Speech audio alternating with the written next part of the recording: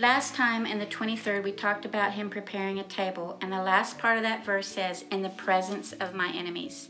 It's kind of like that valley of the shadow of death. Why would he prepare a table in the presence of enemies? I'm invited to this good table that the Good Shepherd has set, the one where he's going to serve me and satisfy me and love on me, but there's enemies present? That sounds like a fearful place.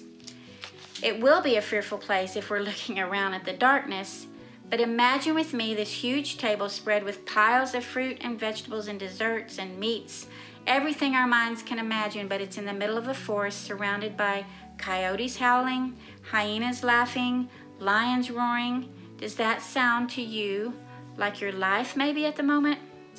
We are in the presence of enemies. Fear lurks. Dread has beady little eyes. Panic is deafening.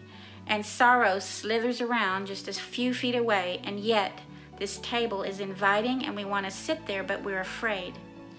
Why isn't the table in an open field of daylight, walled in with iron gates and locked windows and blocked from the view of anyone else? I read another twist on this popular verse. What if the enemies aren't even lurking, but the enemies are actually sitting at our table? That's another thought. Maybe this verse means he's prepared a table for me, and the enemies that I have had in my life are also welcome to come and sit at this table with me. Maybe fear and dread and panic aren't even the enemies being referred to at all here. What if the table and the provision is an invitation to everyone, me and all of my so-called enemies throughout life, and not just the sheep? That's a thought. God does care for us, the sheep, but there's always room for the lost sheep that has wandered away and gotten caught in the tangled forest. What if that dirty, stinky, ugly sheep has a place card with his name on it right next to yours? Let's imagine that this feast that looks so lovely in the middle of the darkness, now having a different kind of enemy seated right next to us, is the table that he's invited us to.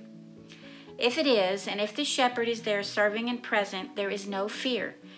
And go back to the other enemies, fear and dread lurking around, or even physical people that have caused us pain, is only a picture of joy if the shepherd is there, and if rest is there, and if his rod and staff are in his hand.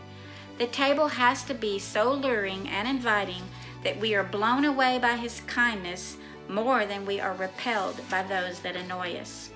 Wow. He prepares a table before me in the presence of my enemies, and it takes on a whole different meaning.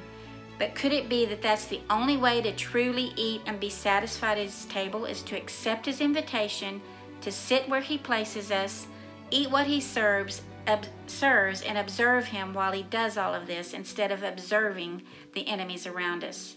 How that image would revolutionize the table where we all sit, those that join us, and our experience of rest after we dine.